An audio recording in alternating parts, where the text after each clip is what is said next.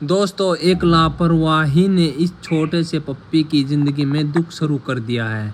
ये एक दरवाजे के पीछे छुप कर बैठा हुआ था, तो किसी ने दरवाजे को ओपन किया और इसकी पूँछ दरवाजे के बीच में आ गई और इस बेचारे की पूँछ आधी से भी ज़्यादा कट चुकी है। तो हमने इसको देखा और देखते ही इसकी ड्रेसिंग वगैरह की और इसको टेटनस वगैरह के इंजेक्शन दिए, पेन किलर वगैरह दिया। दोस्तों, अगर आपके पास डॉग है तो आप दरवाजे को देखकर खोला करो।